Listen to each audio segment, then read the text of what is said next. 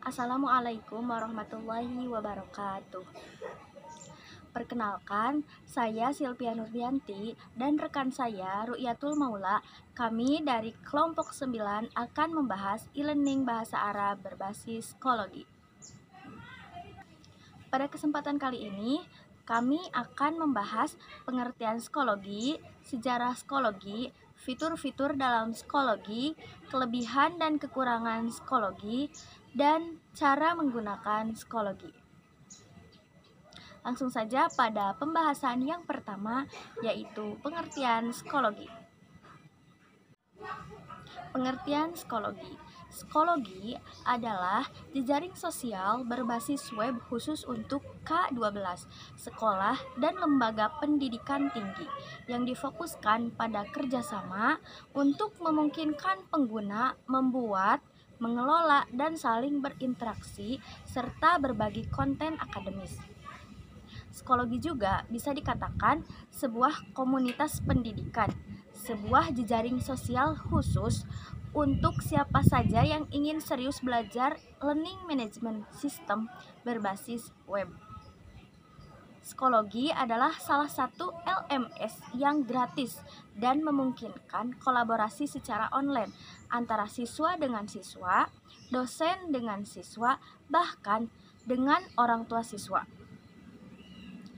Aplikasi psikologi merupakan sebuah solusi learning management system yang dirancang untuk terciptanya kolaborasi antara semua level pelajar dan instruktur. Bahkan bisa dikatakan psikologi ini cocok digunakan dari jenjang TK, SD, SMP, SMA, perguruan tinggi, hingga program-program pelatihan di perusahaan-perusahaan. Yang kedua, yaitu sejarah psikologi. Saat ini telah banyak berkembang media belajar secara online atau yang sering disebut e-learning. Di Indonesia, pembelajaran secara online bisa dibilang belum terlalu banyak digunakan. Dan dapat kita lihat di mana hanya pada kota-kota besar saja yang menggunakan media belajar secara online ini. Salah satu media pembelajaran secara online yang terkenal saat ini adalah psikologi. Psikologi adalah situs Learning Management System atau LMS sekolah, lembaga pendidikan tinggi, dan perusahaan yang memungkinkan untuk membuat, mengelola, dan berbagi konten. Psikologi ini dirancang oleh Jeremy Friedman, Ryan Wang, dan tim Trinidad pada tahun 2007 saat masih menjadi mahasiswa di salah satu perguruan tinggi Amerika, yaitu Washington University, St. Louis MO. Dari data November 2014, psikologi mempunyai 7,5 juta pengguna di 60.000 sekolah di 200 negara di seluruh dunia. Pada awalnya, psikologi dibuat hanya untuk bertukar file dan dikembangkan fitur-fitur barunya hingga seperti saat ini. Yang ketiga, yaitu fitur-fitur dalam e-learning psikologi. Yang pertama ada course atau kursus. Nah, fasilitas untuk membuat kelas mata pelajaran. Misalnya, mata pelajaran bahasa Arab pada course terdapat beberapa fitur sebagai penunjang pembelajaran, yaitu ada assignment. Nah, assignment ini digunakan untuk mengumpulkan tugas-tugas kemudian diupload dalam bentuk file. Selanjutnya ada tes atau kuis. Tes atau kuis ini digunakan untuk membuat atau melihat kuis yang tersedia. Pada tes atau kuis ini terdapat beberapa jenis soal, yaitu pilihan ganda atau multiple choice, benar salah atau true false, menjodohkan atau match, isian singkat, dan lain sebagainya. Adapun kelebihan dari soal online yang dimiliki oleh psikologi adalah kita tidak perlu memeriksa pekerjaan siswa dan soal-soal itu biasanya berbentuk tugas dan bisa dikerjakan di rumah sehingga guru tinggal mengontrol dari jarak jauh.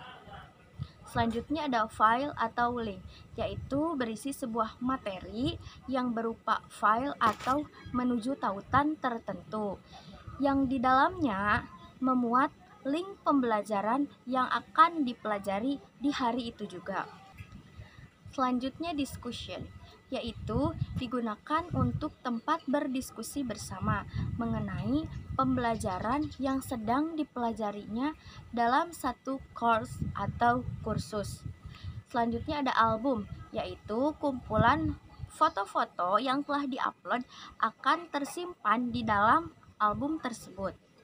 Dan yang kedua ada grup atau kelompok, yaitu fasilitas untuk membuat kelompok dalam pengelompokan suatu tugas yang dikerjakan berdasarkan kelompok-kelompok dalam tema yang berbeda atau pengelompokan kelas.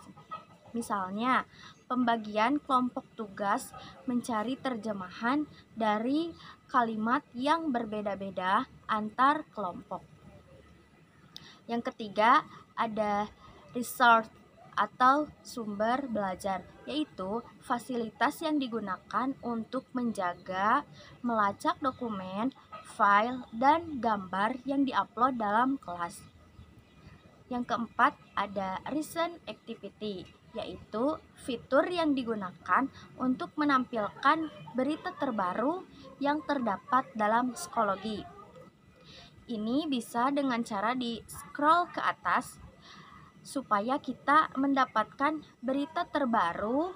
Pengguna juga dapat memposting dan mengupdate dalam akun serta memilih halaman mana yang akan diposting.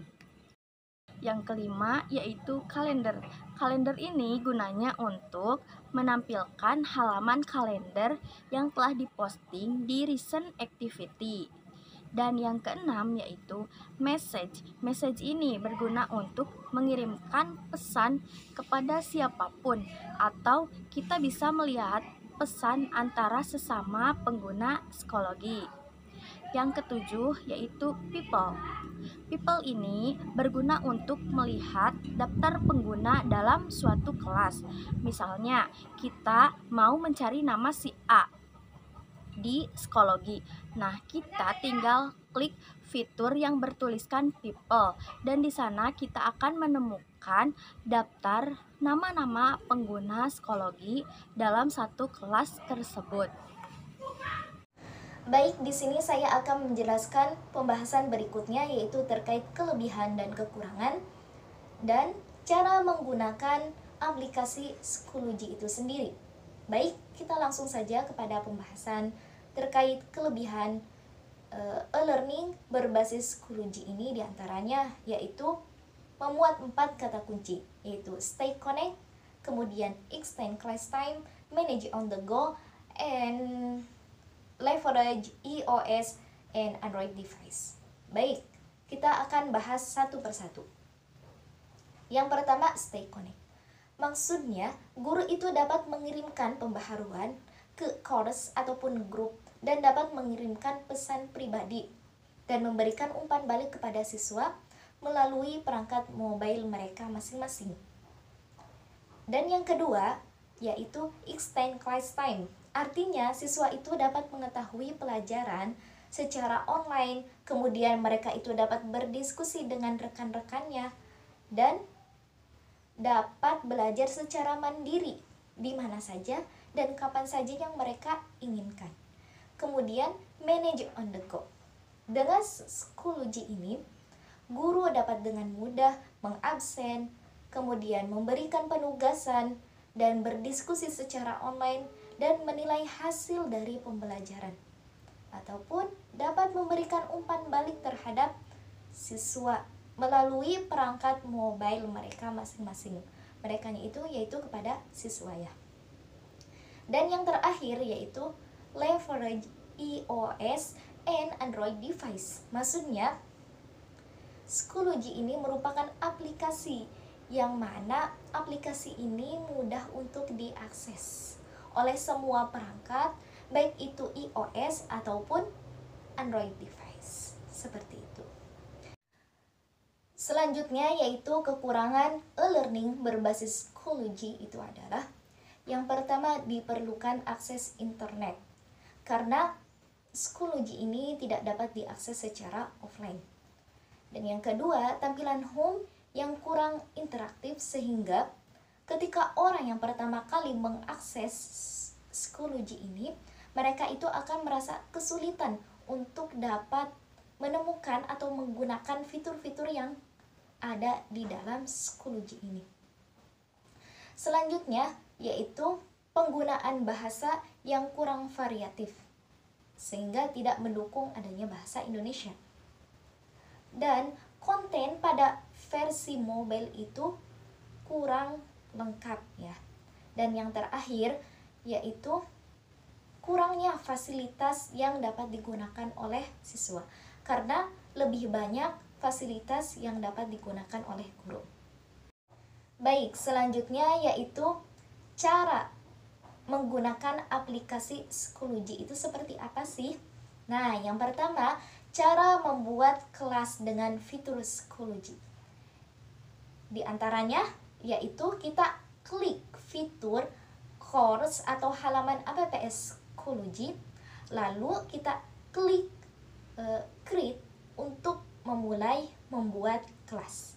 Nah, selanjutnya kita isi nama pelajaran, kemudian nama kelas, bidang pelajarannya apa. Nah, setelah semuanya terisi, lalu kita klik create lagi. Nah, sampai di sini berarti Anda atau kalian itu telah berhasil membuat kelas di Schoology ini. Dan untuk kodenya itu dapat dibagikan ke siswa itu berada di bagian kiri bawah dari aplikasi Schoology tersebut. Nah, setelah itu Anda bisa menggunakan berbagai tools yang tersedia di aplikasi Schoology ini untuk apa? Yaitu untuk dapat membuat soal, kemudian membuat kuis dan lain sebagainya. Itulah tadi cara membuat kelas dengan fitur Schoology. Lalu bagaimana untuk membuat kelompok dengan fitur grup di aplikasi Schoology? Itu sama saja dengan yang tadi membuat kelas, hanya di sini perbedaannya yaitu ketika akan memberikan nama, di situ diberikan namanya kelompok. Nah, nanti kita bisa men-share link-link tersebut atau kode tersebut kepada siswa atau memasukkan siswa-siswa secara langsung pada aplikasi tersebut juga bisa. Nah, seperti itu. Mungkin cukup sekian pemaparan materi dari kelompok kami. Kurang dan lebihnya mohon dimaafkan. Wassalamualaikum warahmatullahi wabarakatuh.